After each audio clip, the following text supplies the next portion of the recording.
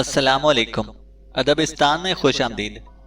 आइए शुरू करते हैं एक अंधेरी रात में जन्म लेने वाली एक अजीबो गरीब कहानी जो कि सुनने वालों को दहला कर रख देगी। मुसन्निफा निसार फातिमा। पर वीडियो शुरू करने से पहले हमारी आपसे गुजारिश है कि हमारे चैनल को सब्सक्राइब करें और हमारी वीडियोस को शेयर और लाइक ज़रूर किया करें। शुक्रिया।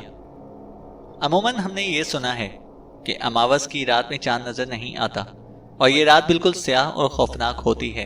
ये भी सुना है कि इस रात में शैतानी शक्तियाँ पाने वाले अपने काले अमल को मज़ीद शक्तिशाली बनाते हैं। और मैंने ये सब ड्रामा और फिल्मों में देखा है, लेकिन असल में ये रात कभी नहीं देखी। इसके बारे में सुना है कि ऐसी रातों में काली शक्तियाँ और ज़्यादा ताकतवर हो जाती हैं। और ये कहानी एक ऐसी ही रात से शुरू होती है। प्रदीप अपनी बीवी पारोल को अस्पताल लेकर जा रहा था। उसकी बीवी उम्मीद से थी कि अचानक तबीयत खराब होने की वजह से उसे रात के इस पहर अस्पताल की तरफ जाना पड़ा। जब वो अपनी बीवी पारोल को लेकर घर से निकला तो उसने महसूस किया कि आज आसमान पर चांद नहीं है और रात बेइंतहा काली और डरावनी है। आंधी भी चल रही थी और वक्फे वक्फे से बिजली भी चमकने लगती, लेकिन वो इस माहौल से बेखबर बस अपनी बीवी की फिक्र में था।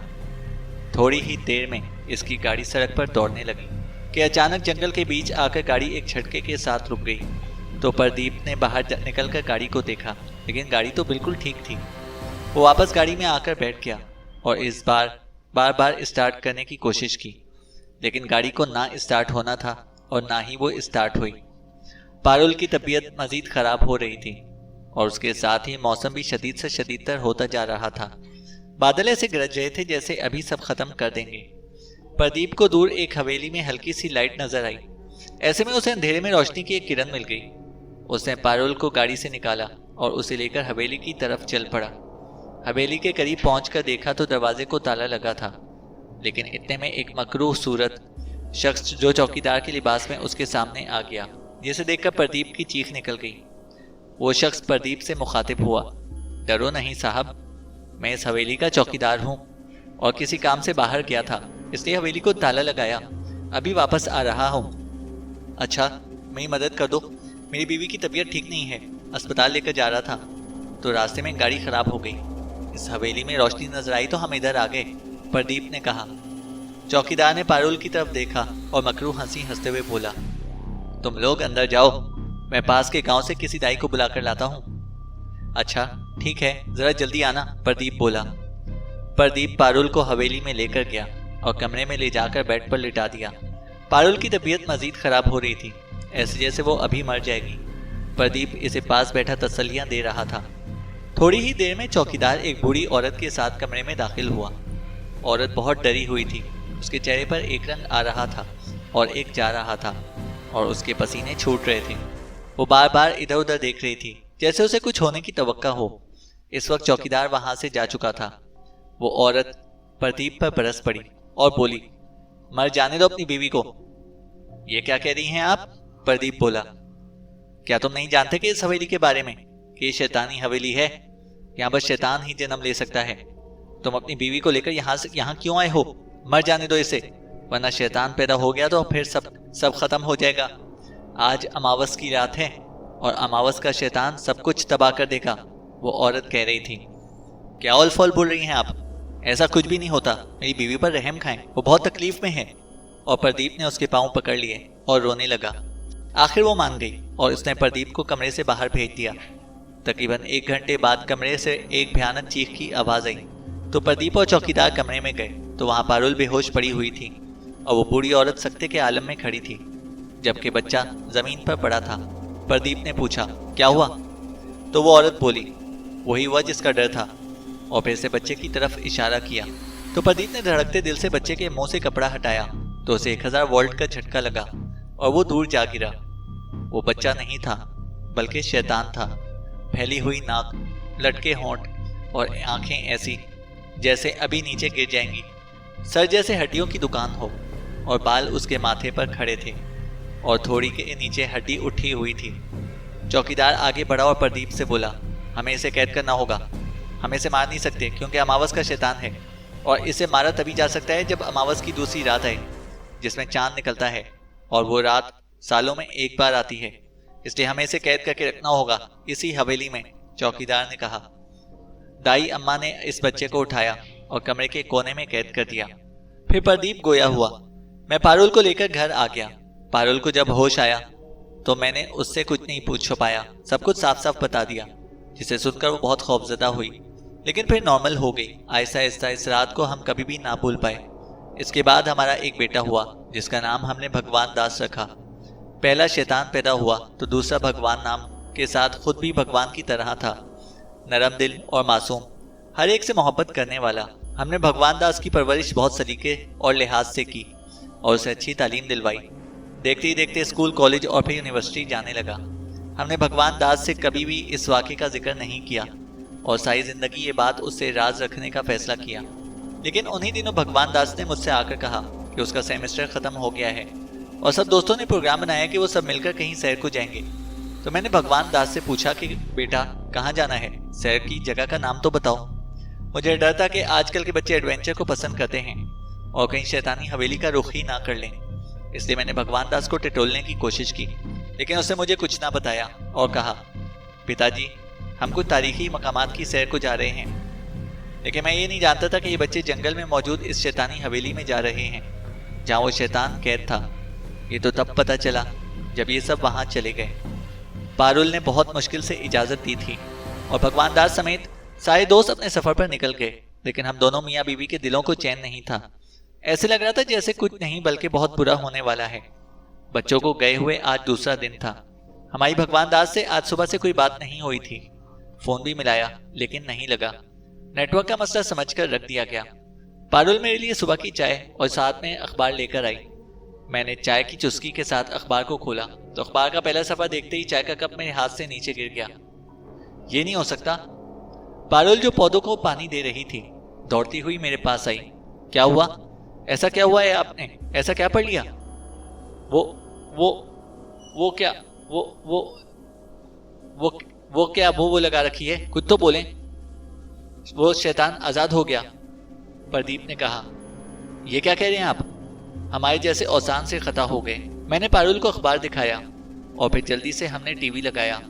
इस चैनल पर किसी दरिंदे की बातें हो रही थी जिसने अबनौर जंगल के पास मौजूद रंगपुर गांव के एक ही घर के 8 अफराद को कच्चा चबा डाला और पास मौजूद कस्बे की जनरल स्टोर में मौजूद गोश्त को भी खाया, जिसे वहां पर मौजूद स्टोर के चौकीदार ने अपनी आंखों से देखा। बहुत ही बुरा हुआ था। लोग खौफ और आस की वजह से थर थर कांप रहे थे और मीडिया वाले नमक मिर्च लगाकर खबर को हाईलाइट कर रहे थे। वो वही शैतान था जिसको टीवी वाले दिखा रहे थे। कद में ज्यादा बड़ा नहीं था लेकिन था वही बदसूरत। मैं इसे नहीं भूल सकता, मैंने पारुल से कहा। लेकिन ये कैसे आज़ाद हो सकता है? किसने इसे आज़ाद किया? मैंने पारुल की बात नज़रअंदाज की और जल्दी से भगवान दास का नंबर मिलाया। नंबर अब भी नहीं लगा। मैंने पारुल से कहा, हो ना हो ये बच्चे इसी शैतानी हवेली में गए हैं और बच्चों की वजह से ये शैतान आज़ाद हुआ है। ये आप क्या कह रहे हैं? मेरा भगवान दास वहाँ अपने दोस्तों के साथ गया है? पारुल ने कहा। इस शैतान ने उन्हें नुकसान ना पहुंचाया हो। कुछ नहीं होगा, अब हमें वहां जाना होगा और फिर इसी पंडित से मिलना होगा जिसने इस शैतान को कैद किया था।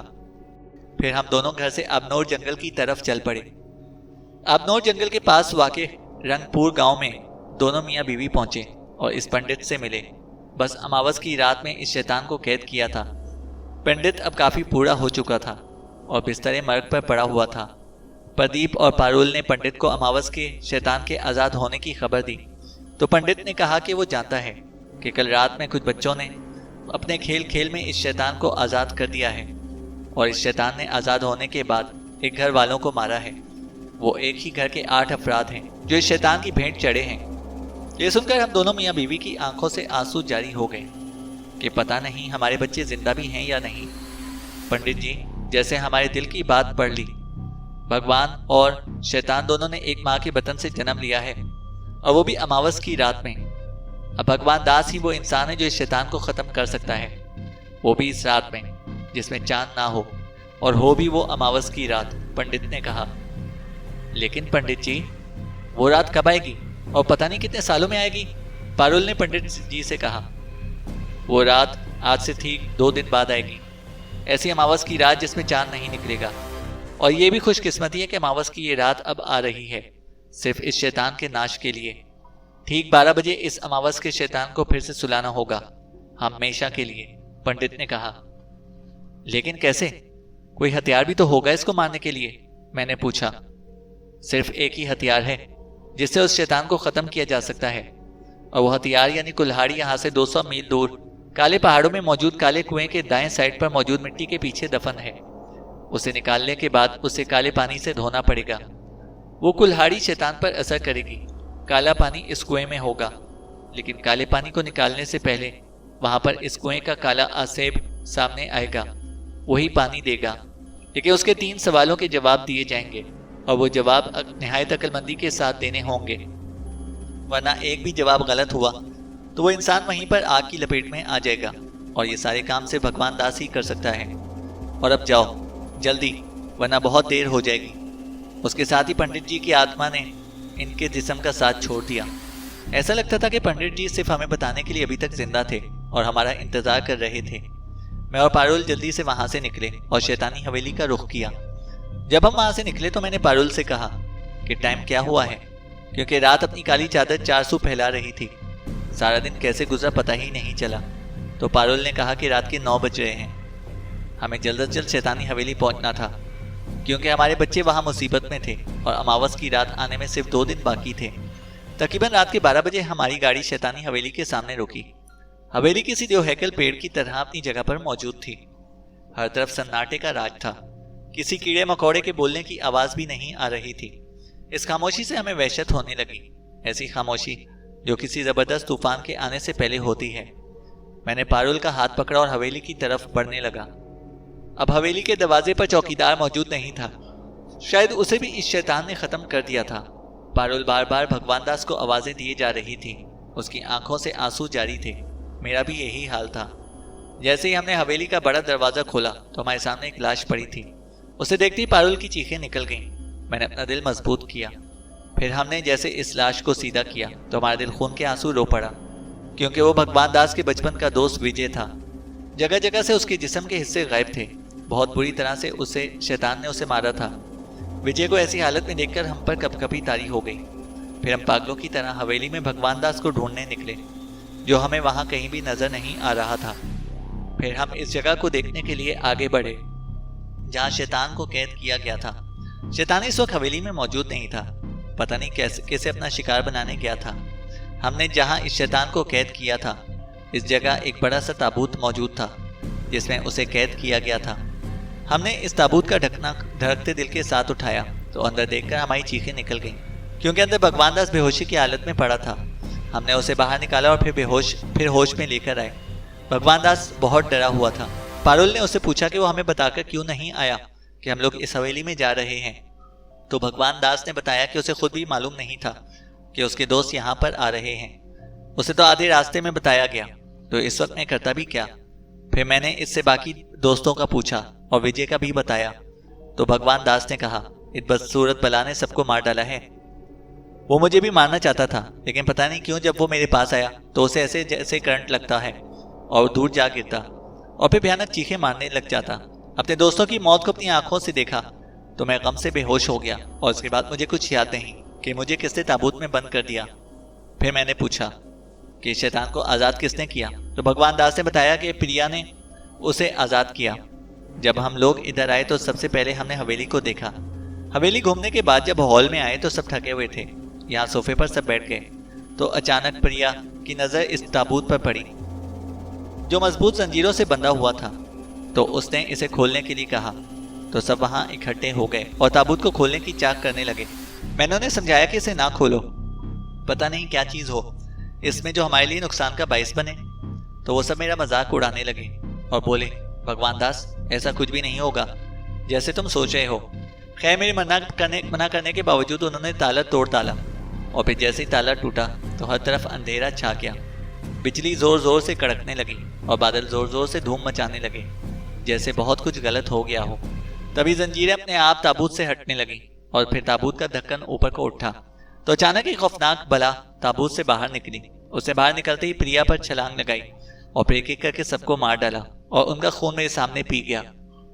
भगवान दास की सारी दास्तान सुनने के बाद हमने इसे पंडित जी का कहा हुआ सब कुछ बताया तो वो शैतान को नेस्तनाबूद करने के लिए राजी हो गया। और फिर बोला, मैं अपने दोस्तों के खून का बदला इस बला से जरूर लूंगा। और फिर हम मियाँ बीवी ने वहीं से भगवान दास को काले पहाड़ों की तरफ रवाना कर दिया। भगवान दास जब हमसे रुखसत हुआ तो इस वक्त सुबह होने को थी। बस आज का दिन था उसे काले पहाड़ों तक पहुंचने के लिए, और फिर वहां जाकर वो हथियार यानी कुल्हाड़ी हासिल करनी थी जिससे उस शैतान को खत्म किया जा सकता था। पंडित जी ने कहा था कि 2 दिन बाद वो रात आने वाली है और कल वो रात आ रही थी, क़यामत की रात। और आज और कल का दिन भगवान दास को अपना इम्तिहान देने में पूरा करना था। काले पहाड़ों पर पहुंचते पहुंचते उसे शाम के 5 बज गए। भगवान दास ने बताया था कि वो जंगल जिसके पार वो पहाड़ मौजूद थे बिल्कुल काला था। काले पहाड़ों में दिन के वक्त भी अंधेरा था।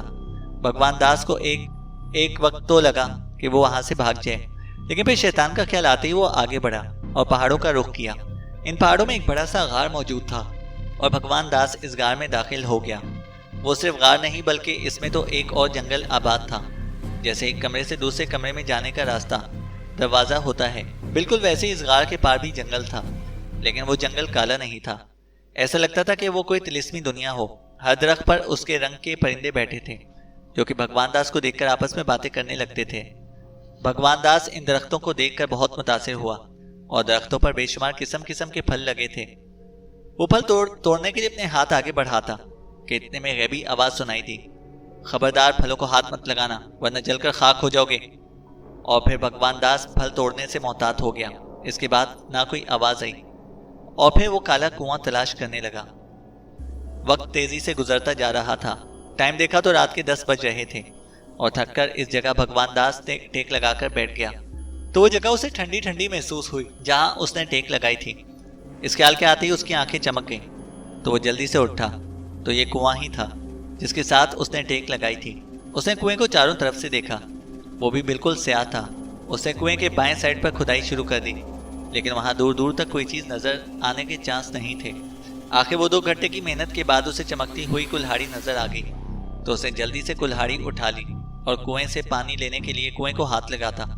वहां पर एक खौफनाक आसेफ सामने आ गया और आती भगवान दास से बोला, तुम तब तक कुएं का पानी हासिल नहीं कर सकते जब तक मेरे 2 सवालों के जवाब ठीक ठीक ना दे दो, और अगर एक भी जवाब गलत हुआ तो तुम इसी वक्त आग की लपेट में हो जाओगे।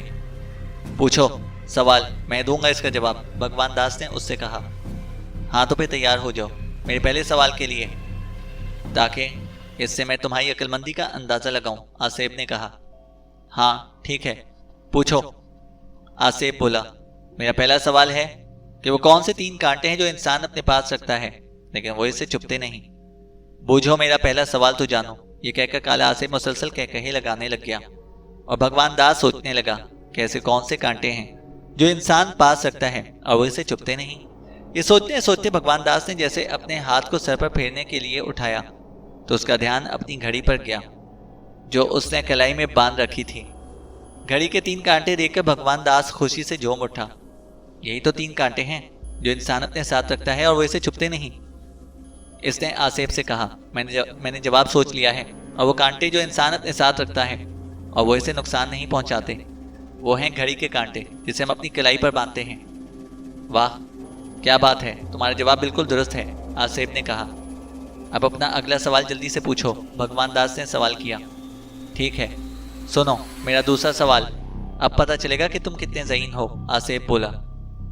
पृथ्वी का सबसे सख्त पत्थर कौन सा है, आसेब बोला।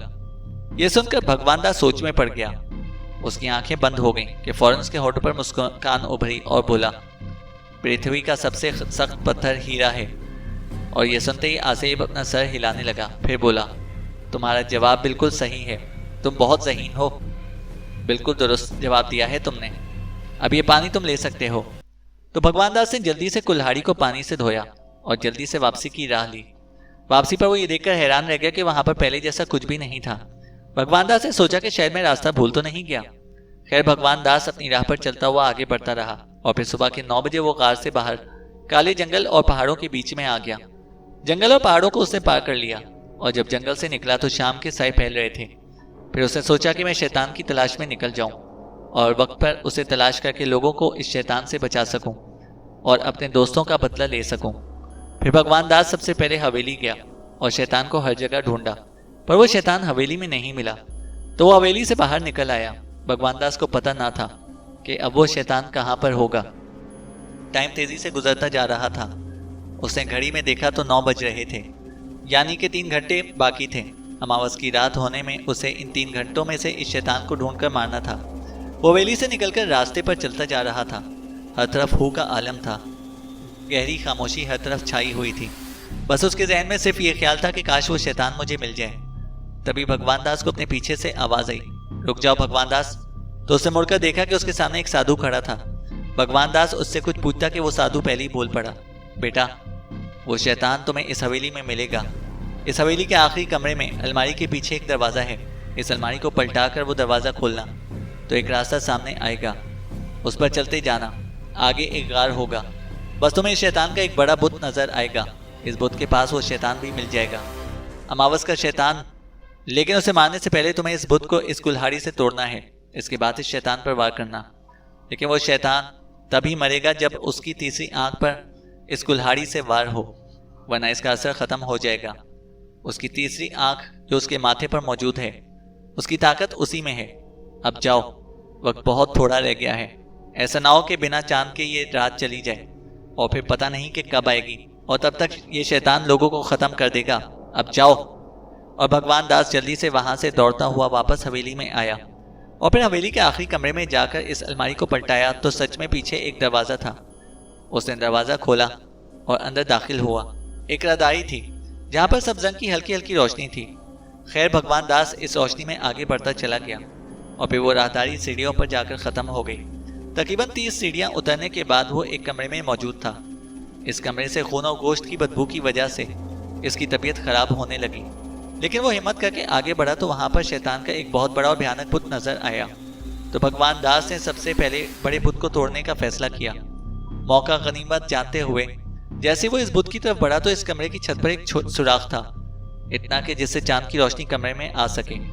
भगवान दास ने एक ही बार में इस बुत की गर्दन उसके तन से अलग कर दी और फिर इस टूटी हुई गर्दन को इस शैतान के आने से पहले छुपा दिया और बुत को भी। इतने में राहदारी से आवाज आई और भगवान दास को लगा कि कोई आ रहा है। बहरहाल वो शैतान किसी लड़के को लिए हुए इस कमरे में दाखिल हुआ। बुत की तरफ उसका ध्यान ना गया और अपने काम में मसरूफ हो गया। उसे भगवान दास की मौजूदगी का भी एहसास ना हुआ। खैर भगवान दास ने इस लड़के को इस शैतान से बचाना था, तो इसने टाइम देखा तो 12 बजने में 5 मिनट रह गए थे, यानी अब जो भी करना था जल्दी करना था। शैतान ने लड़के को फर्श पर रखा और आलती पालती मारकर इस लड़के के सामने बैठ गया। इस लड़के को उसने बड़े बुत के सामने लिटाया हुआ था और फिर वो इस सुराख की तरफ देखकर परेशान निगाहों से नीचे देखने लगा, क्योंकि उसे ये रात ढलने का इंतजार था। फिर वो कुछ पढ़ने लगा। अब आखिरी 3 मिनट बाकी थे। भगवान दास ने जैसे ही उसे अमल में मसरूफ पाया तो अपनी जगह से उठकर उसके सामने खड़ा हो गया। वो शैतान अपनी आंखें बंद किए हुए था और फिर भगवान दास ने आओ देखा ना ताओ और तेज कुल्हाड़ी शैतान की आंख पर जोर से दे मारी।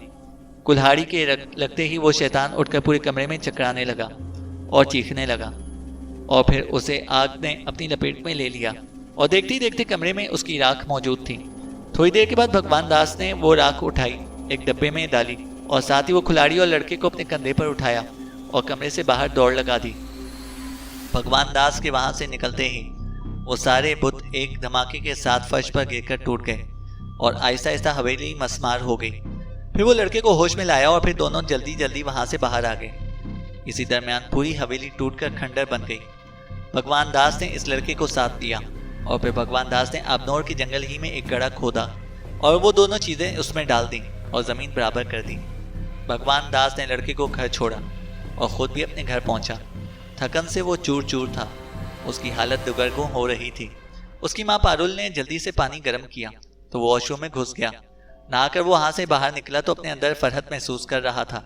जब उसे कुछ सुकून मिला तो उसने माता पिता से इस वाक़े के मुतालिक पूछा तो उसके पिता ने बताया, बेटा दरअसल वो शैतानुमा राक्षस था जो कि हम लोगों के पीछे पड़ गया था और साथ ही दीगर लोगों को भी जान से मारकर इनका खून पी जाता था। तो पंडित जी ने इसका हल यही बताया कि उसका खात्मा तुम्हारे हाथों ही होगा। खैर अब इसका खात्मा हो गया है।